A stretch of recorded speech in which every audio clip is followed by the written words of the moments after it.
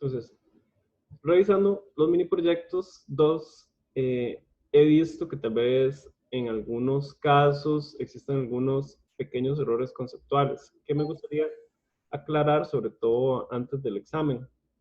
Entonces, uno de los errores conceptuales que he visto por ahí es, por ejemplo, cuando explicamos cómo separa la luz un CD. Entonces, en lo que realizaron ustedes del mini proyecto, ¿cuál es el principal fenómeno que se da en un CD que permite que se separe la luz en los diferentes colores?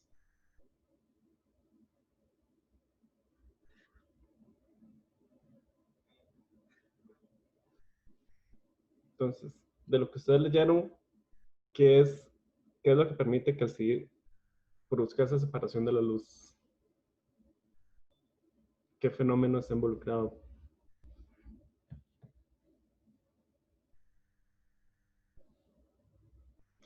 A ver, aquí le pregunto. Preguntémosle a María Paula.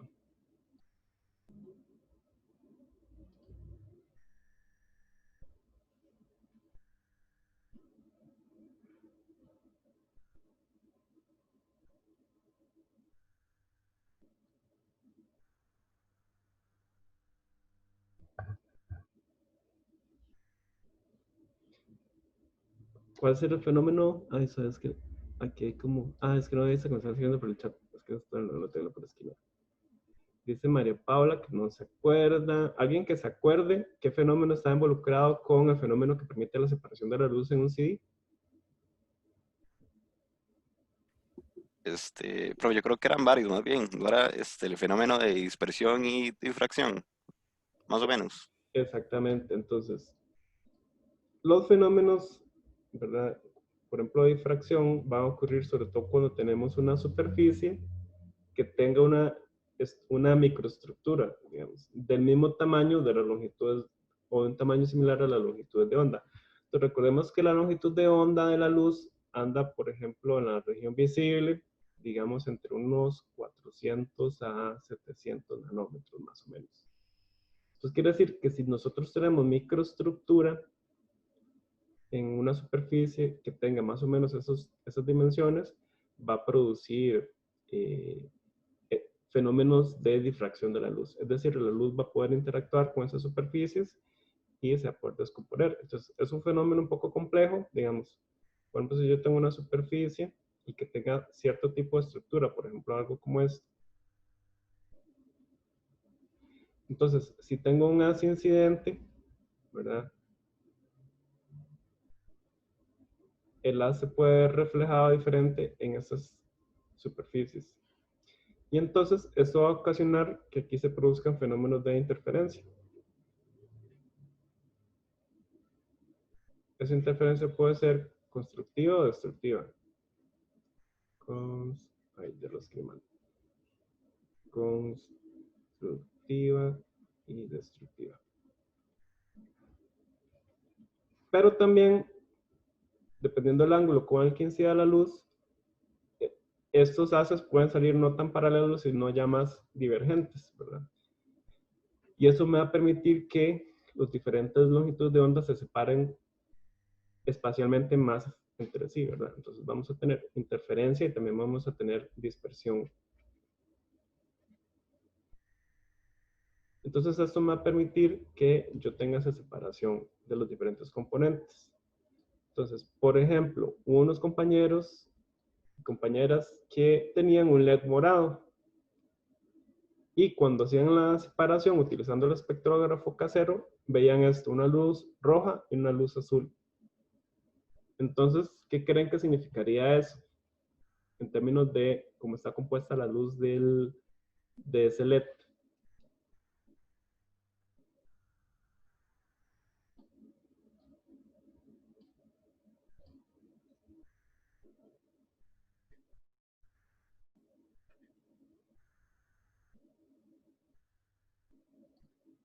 Entonces, ¿qué querría decir si tengo esto? ¿Qué me está diciendo el espectrógrafo sobre esta luz LED morada? O sea, imagínense que esta es la luz LED y se me va a descomponer en estos dos colores.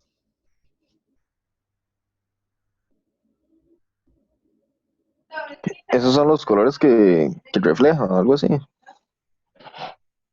Entonces, O sea, exactamente. como, Ajá. Entonces, ¿qué va a pasar? Yo veo la luz LED como morada, pero es porque esos dos colores, está compuesto en realidad de dos colores que están mezclados, que es el azul y el rojo. Si yo mezclo azul y rojo, me da morado. Entonces quiere decir que lo que yo veo como morado, mi ojo lo ve como morado, es en realidad que el LED me está produciendo dos colores. Me está produciendo rojo y azul.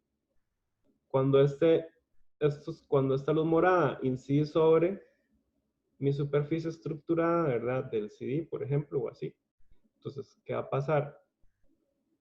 Que yo voy a tener, por ejemplo, esta separación y entonces una va a ser roja y la otra va a ser azul. Y entonces yo voy a ver acá nada más una mancha roja y el otro lado va a ver una mancha azul. ¿Verdad? Eso es un poco la idea detrás. Entonces, así es como funciona este fenómeno, ¿verdad?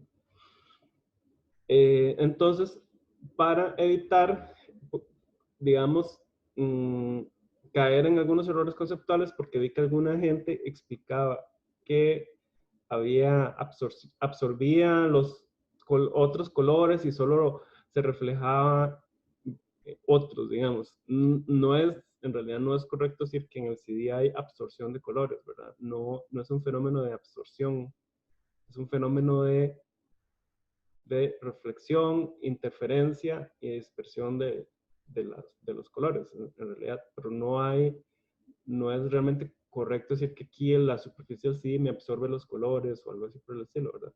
No hay un fenómeno de absorción en sí, en este proceso, sino que es más bien reflexión, ¿verdad? Reflexión que produce interferencias constructivas y destructivas y además dispersión de los haces de luz y me permiten separar de esta forma los colores. En la parte de baterías vi una representación de alguna gente que era algo como esto. En una representación como esta, ¿qué estaría mal?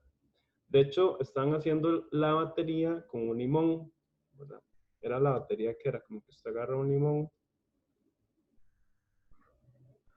y entonces pone un clavo, ¿verdad? De hierro y del otro lado un alambre cobre.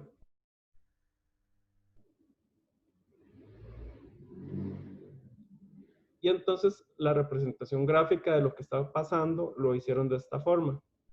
¿Qué estaría mal en esta representación?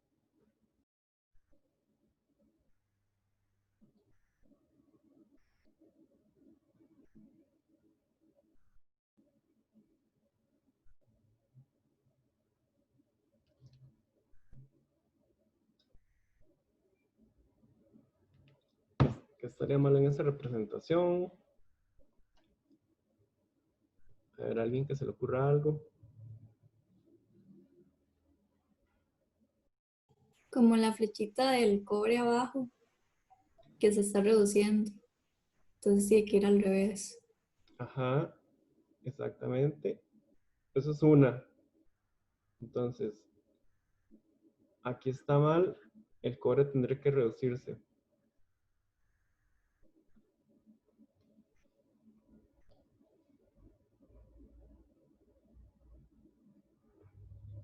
¿Qué más está mal? Hay otra cosa que también está mal.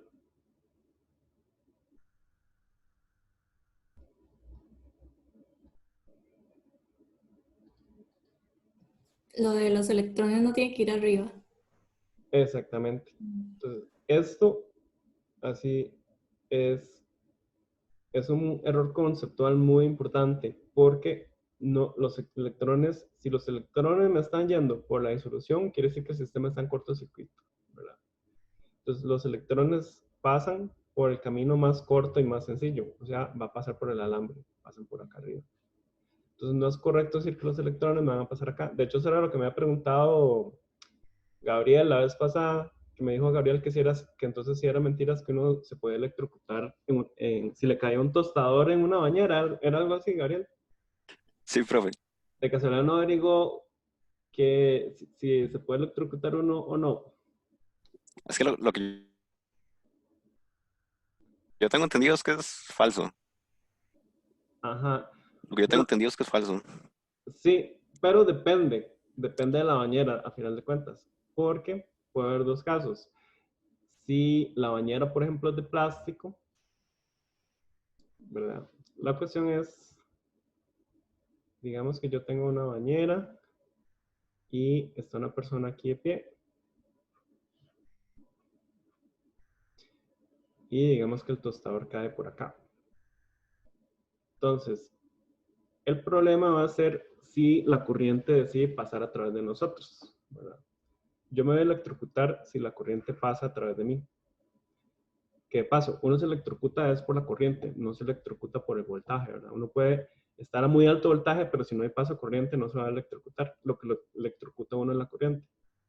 Ahora, si esta bañera es de plástico, la corriente no va a poder pasar a través de uno hacia, digamos, hacia tierra. Entonces, si cae aquí el tostador, yo no me voy a electrocutar porque no hay paso corriente hacia tierra, ni puede pasar a través de mí hacia tierra. Ahora, si la bañera no es de plástico, ¿verdad? Digamos que es de otro material, digamos que es de cemento, igual yo estoy aquí de pie y me cae el tostador acá. Entonces, si yo me electrocuto, va a depender en gran medida de qué tan cerca de mí caiga el tostador. Obviamente, si el tostador me cae encima y yo estoy tocando el agua, muy probablemente entonces la corriente me va a pasar atrás de mí hacia tierra, entonces me voy a electrocutar. Si el tostador cae muy lejos de mí, en la bañera, puede ser que no me haga nada, porque la corriente difícilmente va a preferir transportarse esta distancia. Recuerden que la resistencia, en el agua la resistencia aumenta con la distancia y aumenta muchísimo con la distancia. Entonces, entre más lejos quede, mucho menos chance de que la corriente pase por acá y más bien va a pasar así, hacia tierra, en lugar de pasar por mí. Pero si ya me cae súper cerca, digamos, me cae encima a mí, puede ser que sí me electrocute un poco porque va a pasar la corriente a través de mí hacia tierra.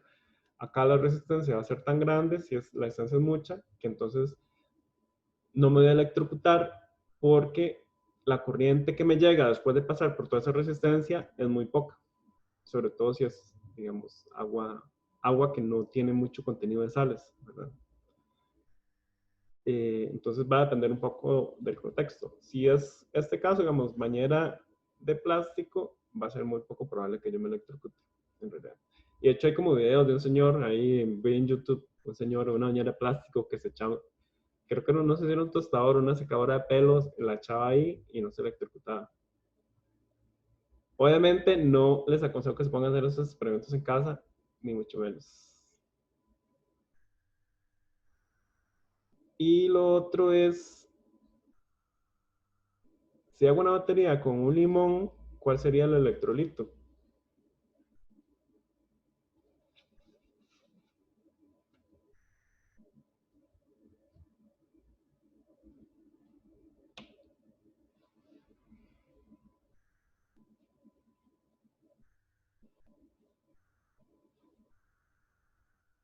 Si hago una batería con limón, ¿cuál sería el electrolito?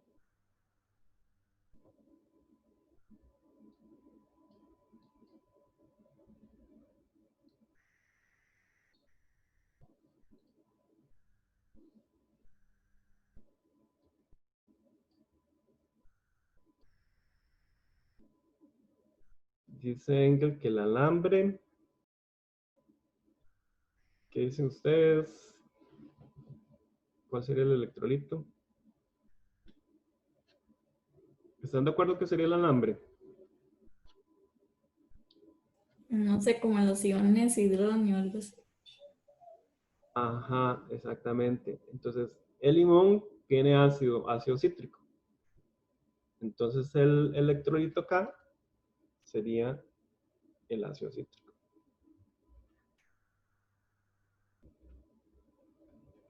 Y eso es lo que me permite mantener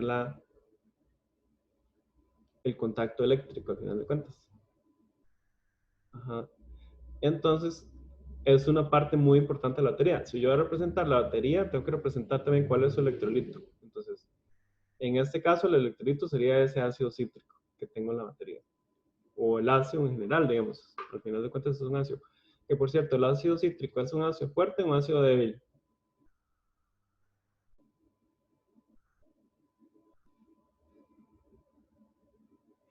Sería débil. Entonces, obviamente, no es el mejor electrolito que yo pueda tener. Yo no podría esperar de una batería de estas que me dé mucha corriente. ¿Por qué? Porque es un electrolito débil. Normalmente es preferible tener como electrolitos en una batería, electrolitos que sean fuertes, ¿verdad? Entonces, aunque la batería me pueda dar buen voltaje, puede ser que tenga problemas a la hora de entregarme corriente. Ok, entonces, eso sería como algunos de los conceptos que quería que repasáramos antes de comenzar a hacer el ejercicio que quería que hiciéramos hoy. Entonces, este ejercicio es un ejercicio un poco largo. Vamos a ir haciéndolo ahí poco a poco. Es un ejercicio sobre volumetría del redox, ¿verdad? Que salió en el examen del semestre anterior. Y dice así, dice, las empresas que venden jugos de naranja deben incluir en sus empaques el contenido de vitamina C en sus jugos. Uno de los métodos más baratos para llevar a cabo esta determinación es la tradicional yodimetría.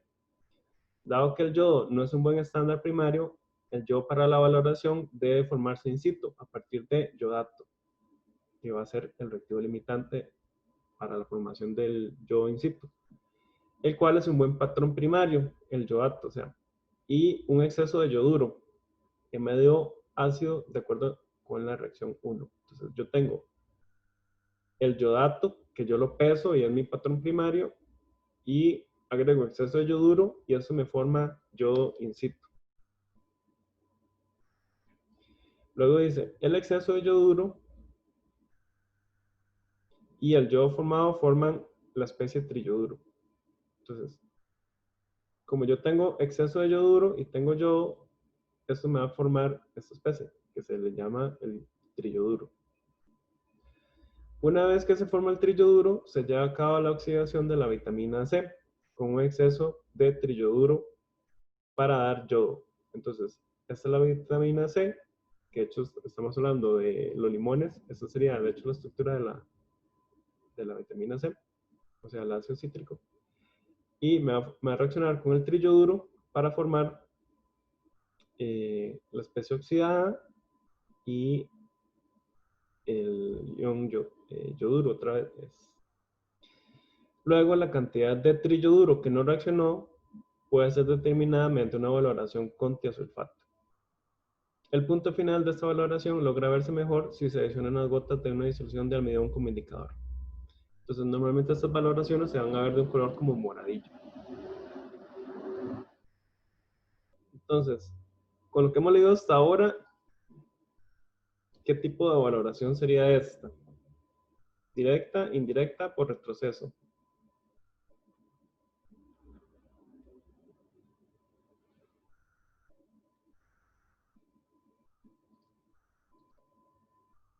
Será una valoración por retroceso, exactamente.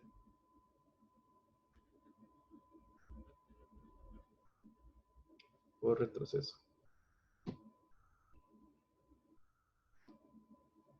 Luego me dan aquí la información ya más específica. Para llevar a cabo esta determinación, se tomó 25 mililitros de jugo de naranja, la cual se adicionó 10 mililitros de ácido sulfúrico y 0,5 mol por litro y 1,0 kilogramos de yoduro de potasio en exceso. Y 25 mililitros de una disolución, 0,000253 mol por litro de yodato de potasio. Y 2 mililitros de indicador de almidón. Durante la valoración del exceso de yoduro, se utilizó una disolución estándar de tiosulfato de sodio 0,00127. Ya no dije nada.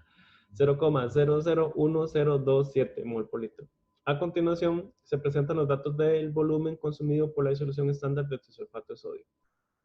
Entonces, estos son los volúmenes que se consumió en la valoración por retroceso. Entonces, para resolver este tipo de problemas, yo siempre lo que recomiendo es hacer como una especie de esquema. Obviamente, para este tipo de problemas también es muy importante revisar si las ecuaciones están balanceadas. Entonces, esta ecuación 1 estaría balanceada.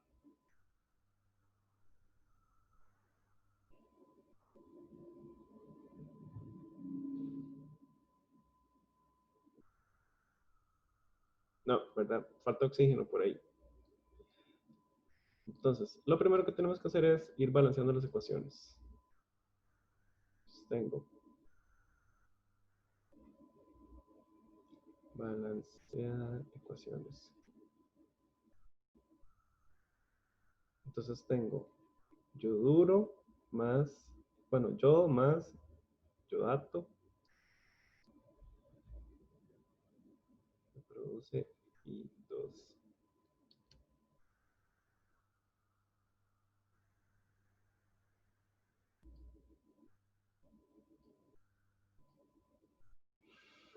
Entonces, acá obviamente el yodo tiene valencia -1. Acá el yodo tiene valencia 0.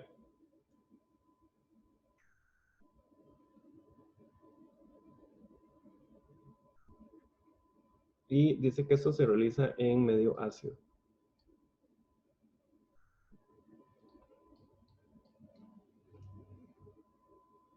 Tres por menos 6.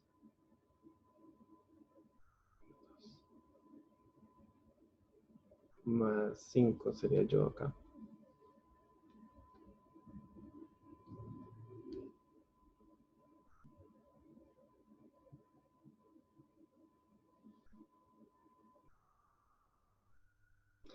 Entonces, en realidad yo puedo ver esto como dos ecuaciones. Puedo verlo como I menos, que me produce I2, 0. Y como IO3 menos, que me produce I2, 0.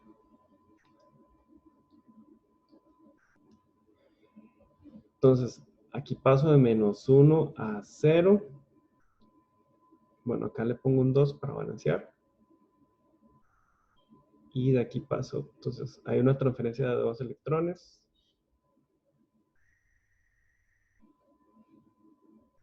Mientras que de este lado tengo que pasa de +5 a 0. Entonces hay... bueno, pero...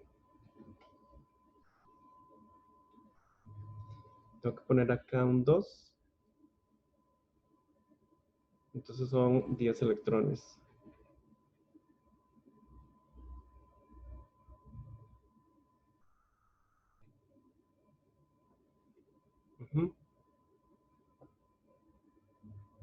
Son 5 electrones que se ganan.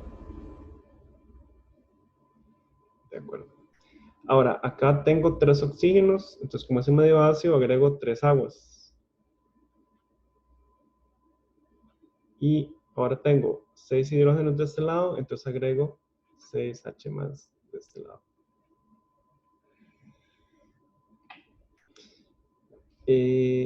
Acá hay 2 electrones. Acá hay 10. Entonces tendré que multiplicar esto por 5. Y ahora sí sumo. Entonces me quedaría 6H más 10 y menos más 2 y O3 menos más 10 electrones me produce 5 y 2 más y 2 más 3H2O más 10 electrones. Estos 10 electrones se me dan con estos 10 electrones. Y me queda entonces que 6H más 10 y menos más 2 y 3 menos me produce 6 y 2 más 3 H2O. Y a ver si las cargas están balanceadas. Acá tendría 6 más menos 10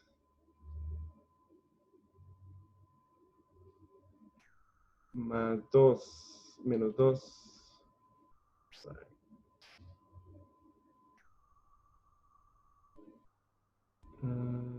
6H más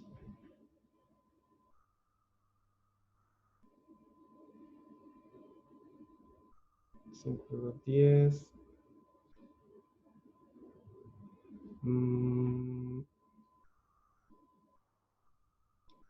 Esto me daría 6H más 10 menos 2 me daría menos 6. No sé por qué no me está quedando balanceado.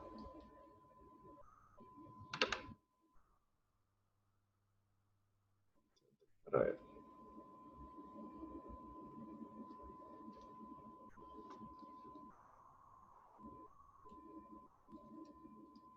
A ver qué hice mal.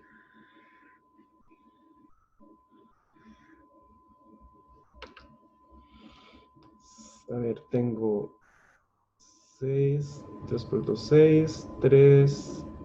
Ah, ok, es que no, aquí hice algo mal. Balanceé mal. Acá tengo 2 por 3, eran 6. Entonces, ignoren todo esto.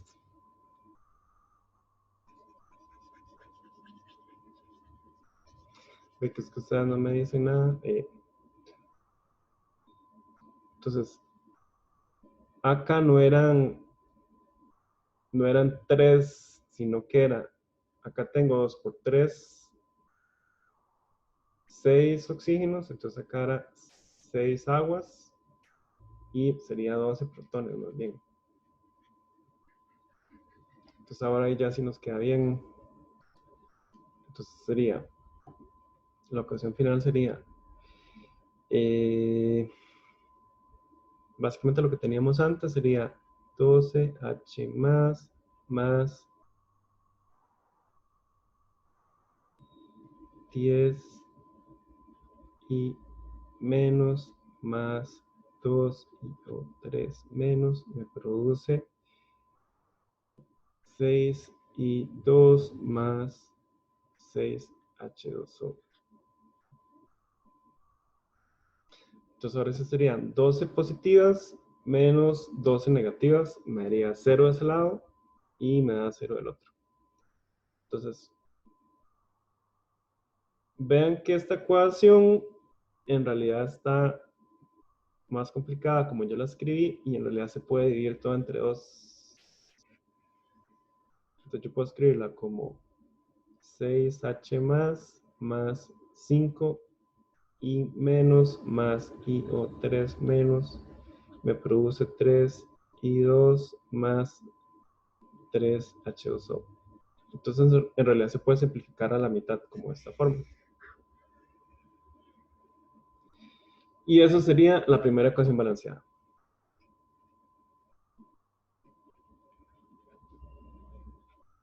¿Sí me siguen?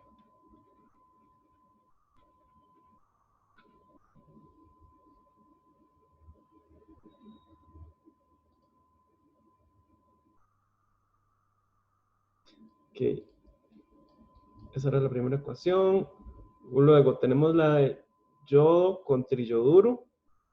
Esa sí está balanceada porque en realidad básicamente es tener un yodo con un ion yoduro que se pegan juntos. Me forma I3-.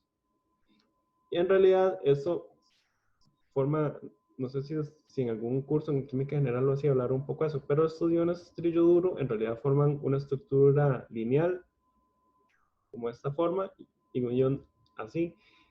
Y estos iones en realidad se introducen dentro de la estructura de hélice del almidón y forman un complejo. Y este complejo es de color morado, azulado o morado. Y eso es lo que se utiliza como indicador. Tenemos esta ecuación en donde se da la oxidación C6H8O6, C6H8O7. Entonces, la otra ecuación sería la oxidación del ácido cítrico.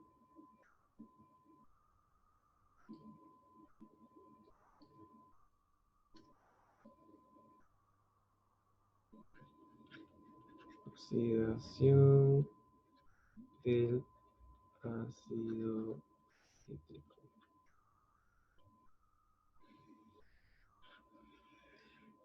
Cuando van a balancear una ecuación como esta, que tiene compuestos orgánicos, lo que yo les recomiendo es que mejor se vayan y busquen en internet qué hay, ¿verdad? Para no ponerse a batear mucho. Entonces, oxidación ácido cítrico con yoduro.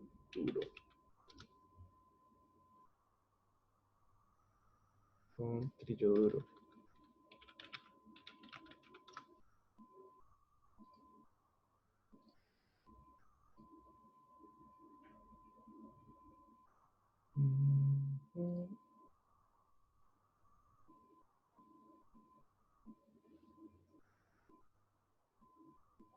A ver si viene aquí la ecuación.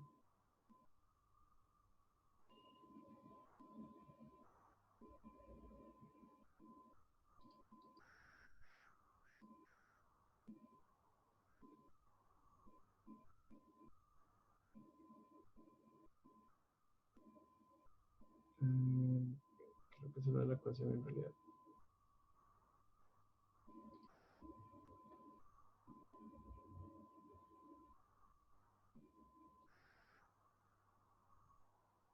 Creo que es más fácil encontrarlo en inglés.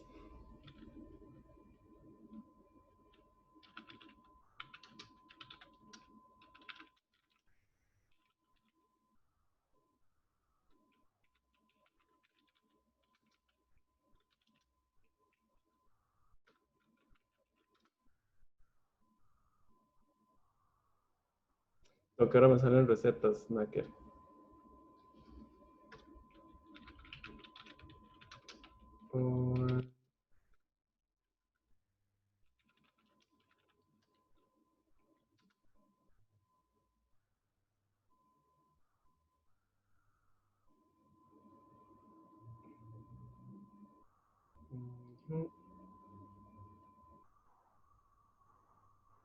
No sé si trae lo de geometría. Póngala en una calculadora Redox. Voy. Por acá lo tenían.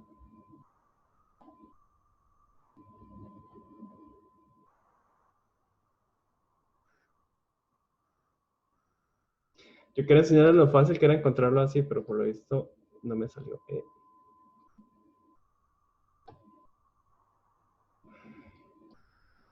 ¿Cuál es la herramienta copiar? C6, H8 o 6.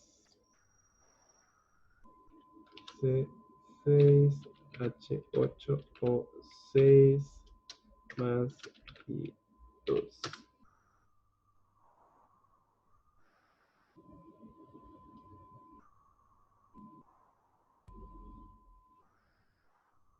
Entonces me produce C6, pero es que no sé por qué. Yo no sé si esta ecuación está mal acá, porque no lo ponen igual.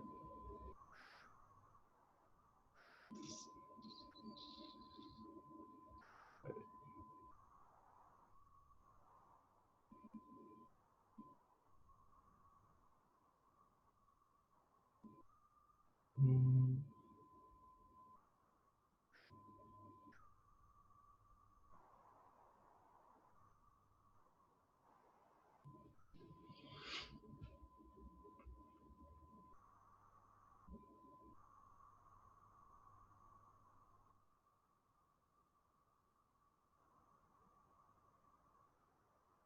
No, yo creo que entonces está mal escrito.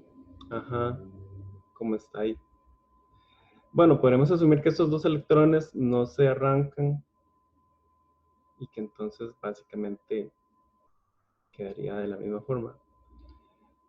Entonces, básicamente podemos escribir la ecuación como la pusieron ahí. Es que yo creo que acá hay un error. C6H8 o 7.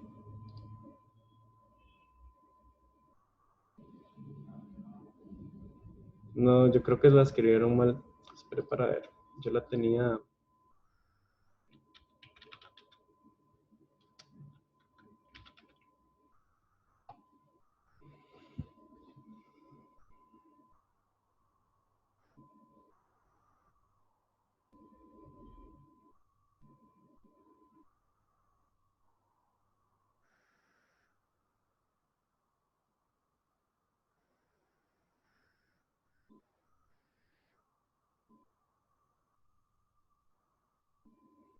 Sí, no sé cómo hicieron la gente como para resolverlo porque está mal planteada. Creo que no es así.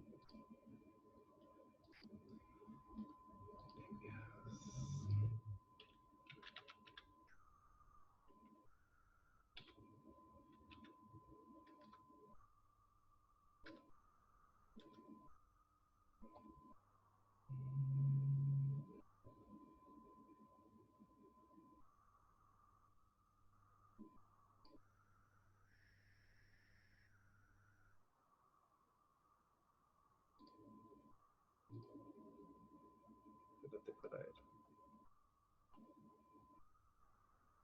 Yo la tenía escrita en otro lado.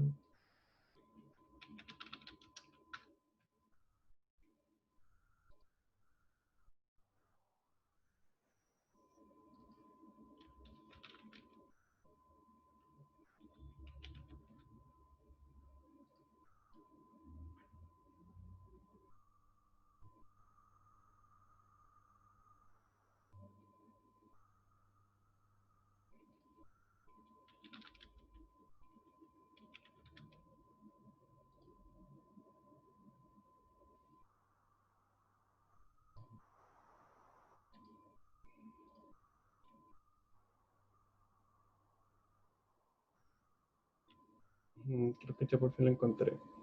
Ajá, aquí está.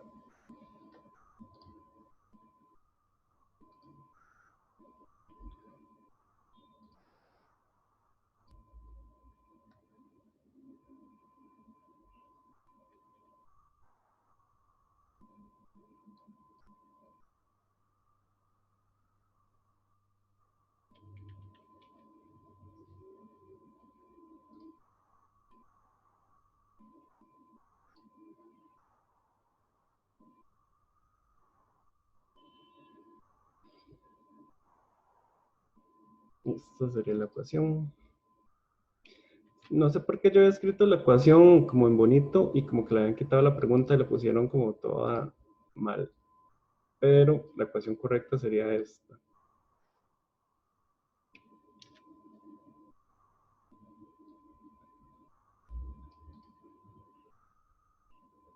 Entonces, la ecuación de reacción con el ácido ascórbico sería esta que está acá. Entonces, tendría básicamente el ácido ascórbico con el yoduro, agua, que me forma esta especie que está acá.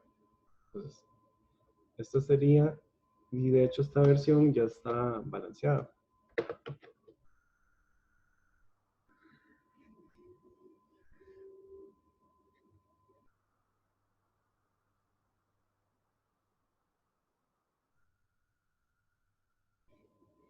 Entonces, esta sería la reacción de valoración en sí. Entonces ya tenemos dos ecuaciones, ¿verdad? Sería esta de acá y esta de acá. No se ve lo que está escribiendo.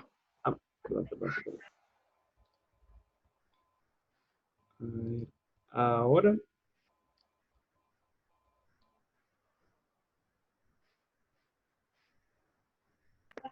Sí, entonces, ya, ahora sí. esta sería la ecuación de valoración en este caso, que sería con el ácido ascórbico, el triyoduro para formar el yodo, básicamente, el yoduro, 3 veces yoduro, y ya esta ecuación así ya estaría balanceada. Entonces, esa sería la segunda ecuación. Y tenemos la tercera ecuación, que sería esta que tenemos acá. Que sería I3 menos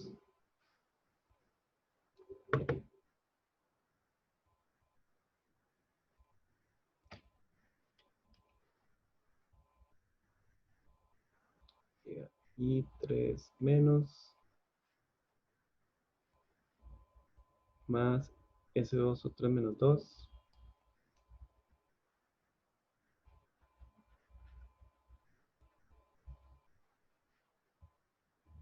que reacciona para formar I menos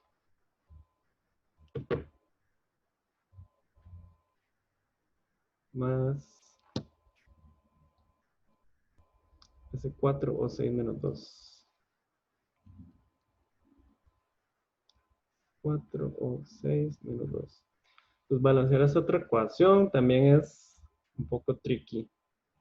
Tenemos I3 menos que me produce I menos.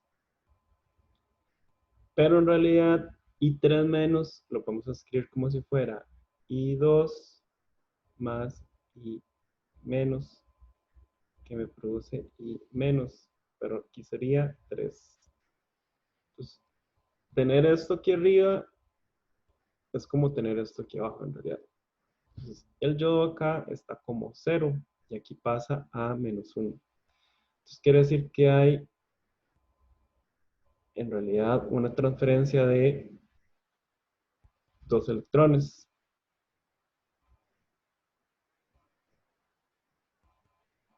Entonces, yo puedo escribir todo esto como si fuera, en realidad, 2E menos más y 3 menos me produce 3 y menos. Entonces, eso sería lo que está pasando en esta ecuación de acá. No sé si me siguen ahí, más o menos. Como el I3 menos es un yodo pegado con un yoduro, es lo mismo que si yo lo escribiera de esta forma, ¿verdad?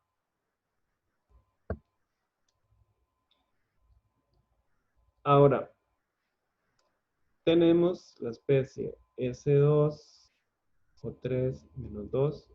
Imagino que esta ecuación en algún momento la vieron en el laboratorio. No sé si la han visto en algunas prácticas que hayan hecho en el laboratorio. S4O6 menos 2. Entonces tenemos que ver cuál es el estado de oxidación del azufre en estas especies. Aquí tendríamos 3 por menos 2 menos 6. Entonces sería más 4 dividido entre 2. Quiere decir que el azufre está como más 2. Y en esta sería 6 por menos 2 menos 12. Y como aquí es menos 2, sería más 10. Entonces acá sería más 10 dividido entre 4. Más 10 dividido entre 4 sería 2.5.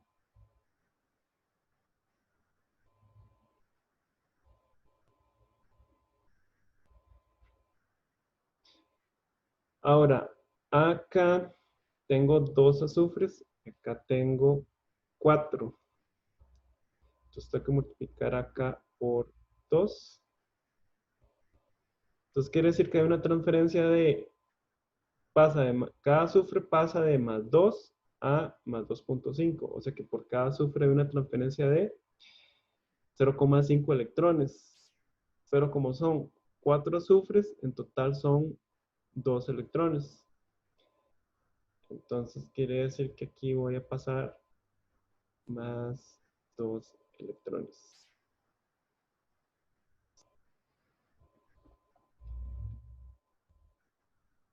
Ahora acá tengo 2 por 3, 6. Acá tengo 6. Entonces ya eso estaría ahí balanceado. Entonces, ahora sí puedo sumar ambas ecuaciones.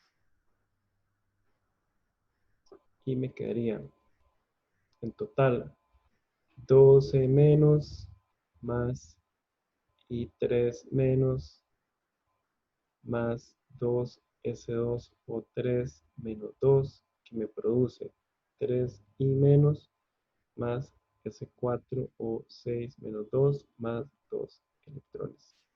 Esos 2 electrones se dan con esos 2 electrones.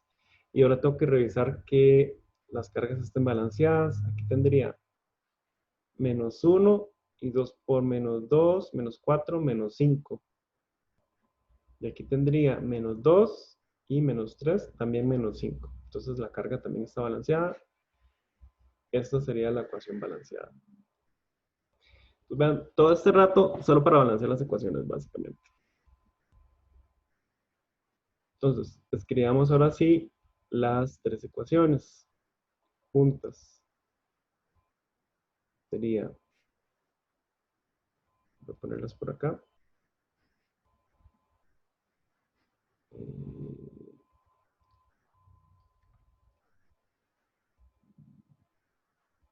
Las tres ecuaciones serían 6H más 5I menos más IO3 menos me produce 3I2 más 3H2O. La segunda era esta, que podemos nada más copiarla.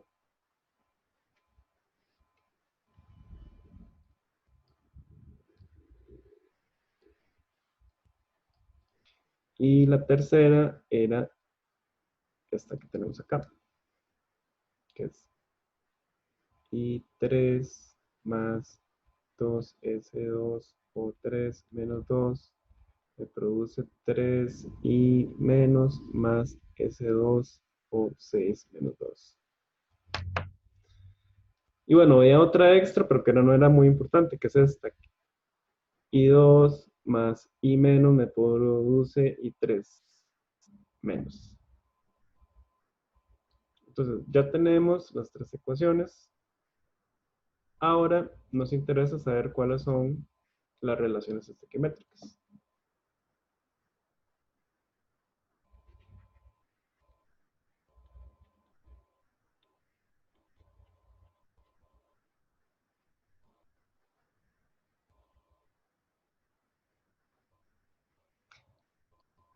Entonces, yo puedo decir, por ejemplo, que el N del IO3 menos entre N de I menos es igual a 1 sobre 5.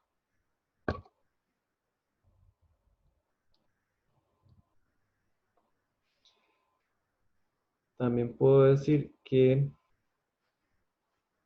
bueno, en realidad eso no me interesa. Lo que me interesa es con respecto al yodo. Con respecto al I2 es igual a 1 sobre 3. Luego yo puedo decir que N del ácido cítrico, pongámosle, entre N de I3 menos es igual a 1 sobre 1, en realidad.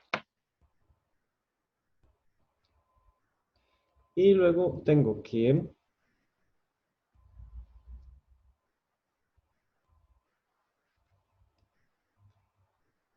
N de I3, bueno, aquí recordemos que es un menos, de I3 menos entre N de S2 o 3 menos 2 va a ser igual a 1 sobre 2.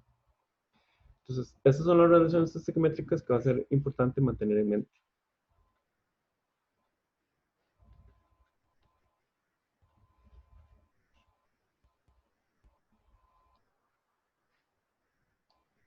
Entonces, ahora sí, ocupamos repasar un poco qué era lo que nos decía el problema. y hacer una estrategia para resolverlo. Todo esto ha sido solamente para saber qué sabemos a partir de las ecuaciones, ¿verdad? En realidad. ¿Cómo hago para hacerlo más grande? No me deja.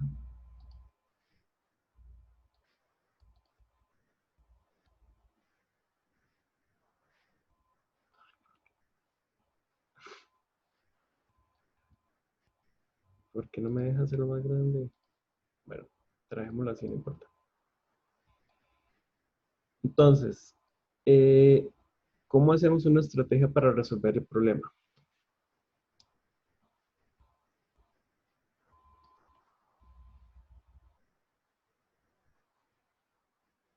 Entonces, pensemos en hacer un esquema de qué significa cada parte de lo que tenemos que resolver del problema. Entonces, recordemos que yo voy a tener un poco de jugo de naranja. Vamos a representarlo como anaranjado.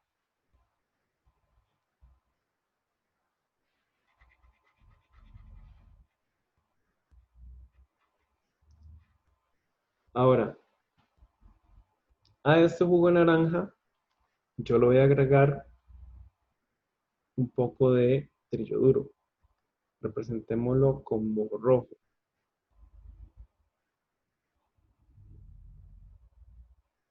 Bueno, no, tal vez así no se ve tanto. Representémoslo como verde. Yo voy a agregarle un poco de trillo duro.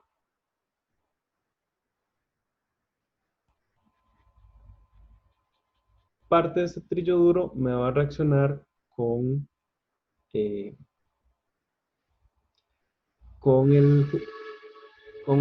jugo de naranja, ¿verdad? Y parte me va a quedar en exceso. Esto que me queda acá sería el exceso. Y entonces, este exceso que me queda, yo lo voy a valorar con tiosulfato. Entonces, lo que yo voy a valorar con tiosulfato sería, digamos, esta proporción que correspondería a estos moles de acá. Entonces, esta cantidad de tiosulfato yo la conozco, porque conozco la concentración y conozco cuánto estoy agregando. Todo lo que yo estoy agregando, ¿verdad? De lo verde, esos serían los moles totales de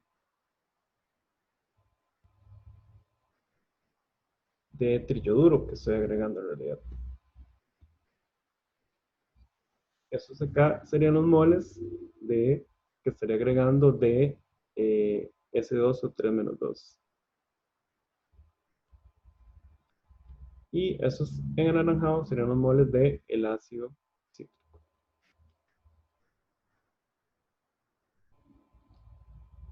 Entonces, yo voy a tener que los moles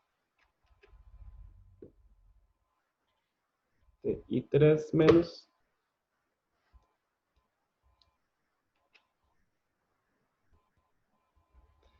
van a provenir de dos fuentes. Estos, los totales, van a ser iguales a los moles de I3 menos que reaccionan con mi analito, más los moles de I3 menos que tengo en exceso.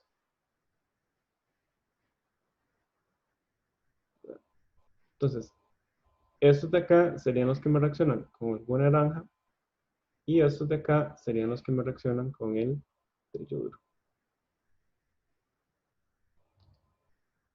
Entonces, ¿cómo hago para saber cuántos son millones lo que tengo de I3 totales? Entonces, en el problema me dicen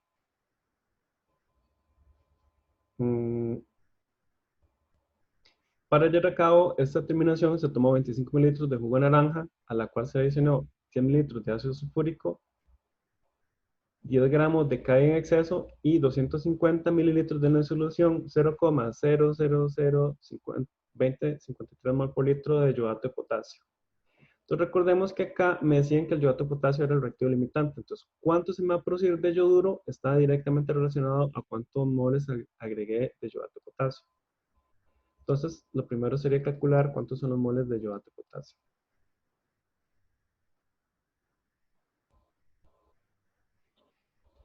Entonces, haría lo siguiente. Sería igual a la concentración por el volumen que agregué. La concentración era 0,0002053.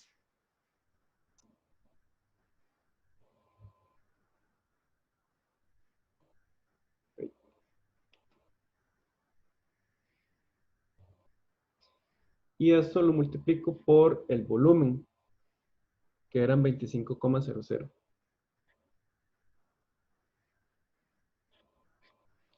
Esto me daría 0,123 2053 por 25. Esto me da 5,133 por 10 a la menos 3 milimol.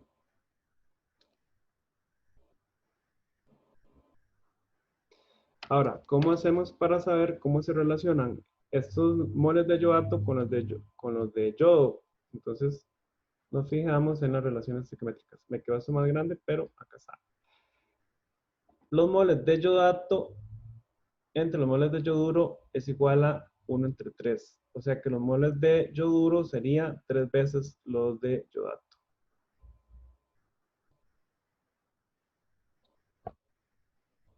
Entonces yo sé que N de I2 es igual a 3 por N de IO3 menos. Esto sería igual a 3 por 1.33 por 10 a la menos 3.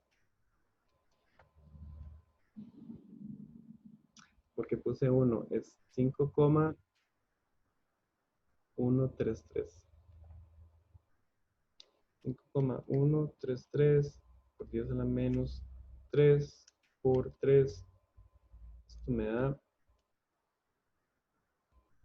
0,01540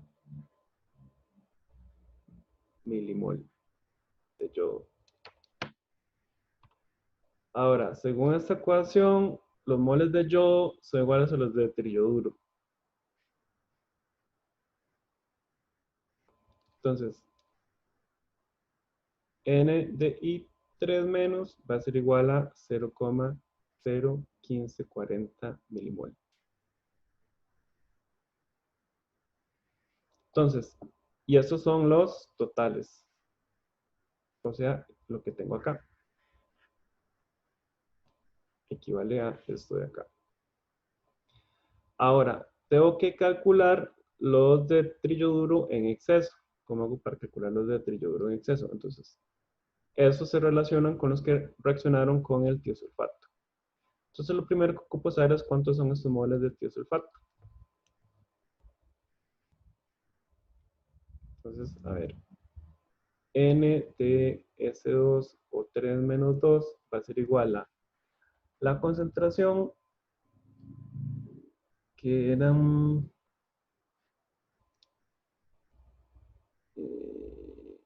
0,001027 mol por litro. Y lo que se consumió de tiosulfato, bueno, es lo que estaban en las tablas. Está en esta tabla acá. Podemos hacer con la réplica 1 que eran 18,55. Entonces, hagamos con la primera réplica, serían 18,55 mililitros.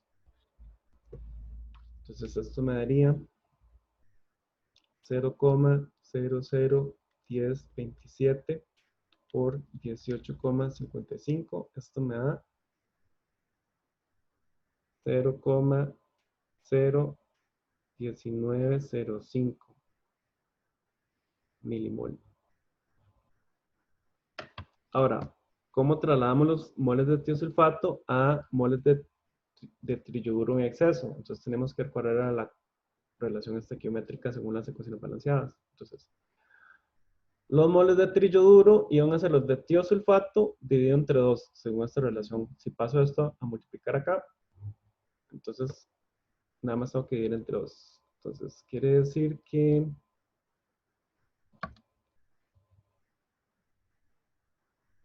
N de I3 menos va a ser igual a 0,01905 dividido entre 2.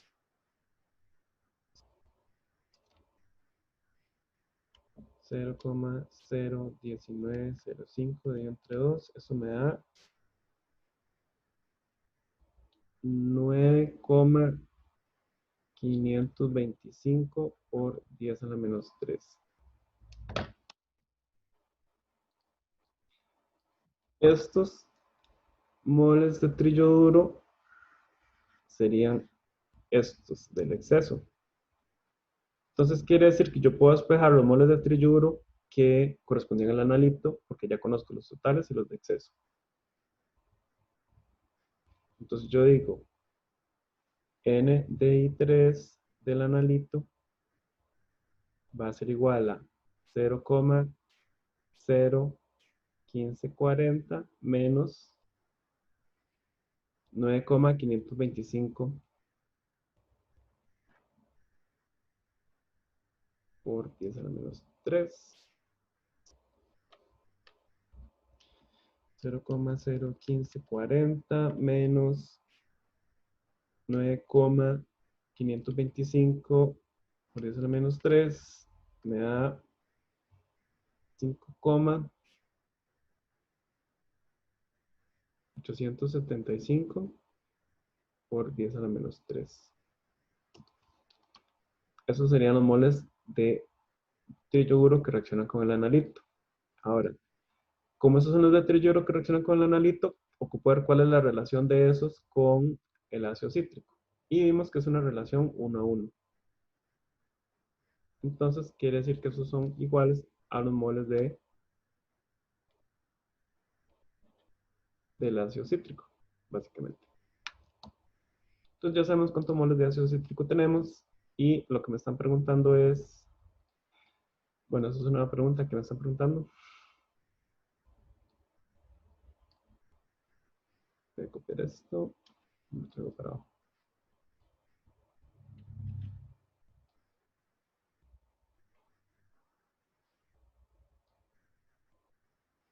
Entonces, dice... Reporta el contenido del analito en miligramos de vitamina C por litro de jugo de naranja. Entonces, ocupamos calcular los miligramos de vitamina C por litro. Entonces, nosotros sabemos que estos milimoles estaban en 25 mililitros. Entonces, nada más hacemos 5,875 por 10 a la menos 3 milimol de vitamina C dividido entre 25,00 mililitros. Entonces yo puedo hacer, creo que la masa molar está por acá, de la vitamina C.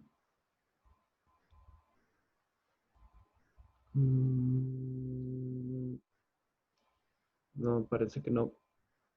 Así, 176,12. 176,12.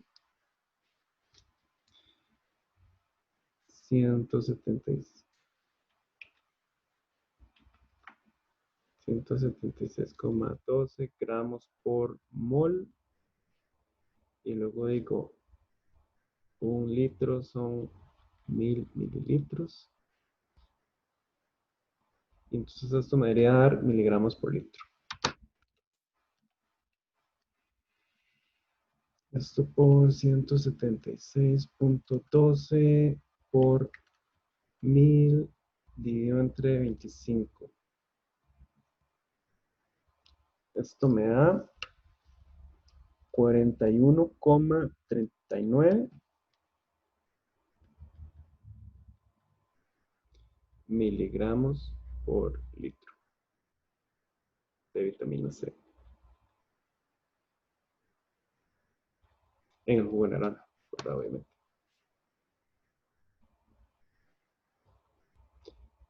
¿Tiene sentido ese número? No sé, busquemos a ver en internet. Contenido de vitamina C en jugo de naranja. Como 50 miligramos por litro, supongo. En 100 gramos. Bueno, por ahí, en realidad tiene como más poquito de lo que se esperaría. Pero como que sí, más o menos tiene sentido. Entonces, un poco esta era como la idea de este ejercicio. No sé si tienen dudas al respecto. Yo sé que es como súper largo y un poco tedioso, pero son problemas en realidad para hacerse como de más tiempo que en una clase, ¿verdad? Entonces, por eso la complicación un poco de lo tedioso. ¿Dudas con este problema?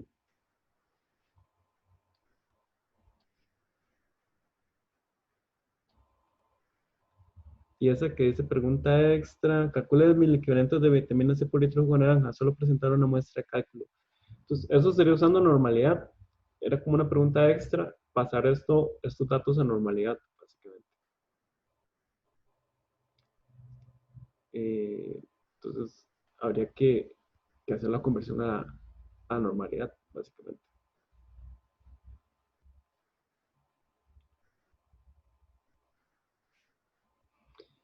¿Alguna otra duda?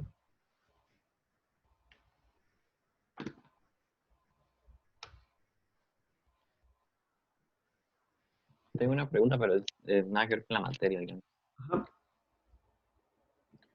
No era para decirle que si no vio el mensaje que le mandé por mediación. ¿Sabe que me mandó por mediación? No, no lo he visto. ¿Cuándo me lo mandó? Creo que fue el viernes, si no me equivoco, o antes del viernes. ¿Era como algún problema o algo así? No, O sea, para ver. no nada que ver con la materia. Mm,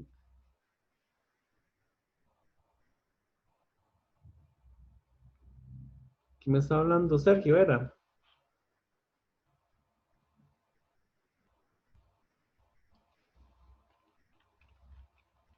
¿Quién era el que me está preguntando? Sergio.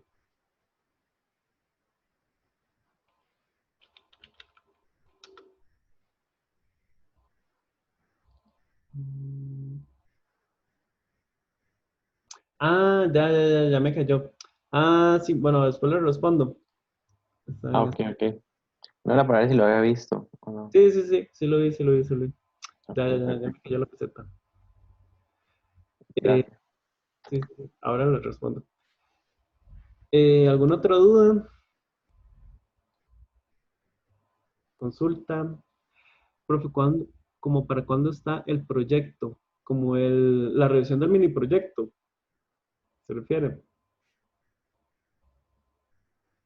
Ah, ya hoy los termino.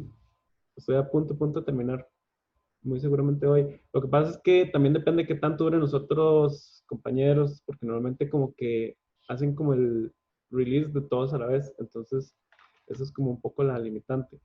Pero muy posiblemente yo sí termino de revisarlos hoy, lo que no sé es cuándo los van a habilitar como la respuesta, pero sí la idea es que lo tengan antes del examen también, como para que si tienen dudas conceptuales así, también les ayude. Por cierto, ¿cómo les ha ido con la tarea? No les he preguntado. Recuerden que tienen tarea esta semana, ¿verdad? La tarea 5. Cuidado, se les olvida hacerla. No sé si han tenido algún problema con la tarea o algo así. Si ya han hecho intentos.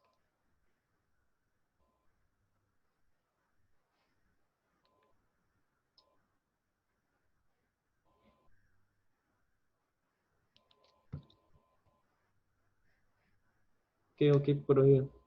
Sí, no, súper bien. Entonces, si no hay más dudas, nos estaremos viendo el próximo viernes y sería la última clase. Entonces, vamos a hacer fiesta de la alegría. Todavía, bueno, todavía queda el examen, ni tanta alegría todavía, hasta después del examen mejor.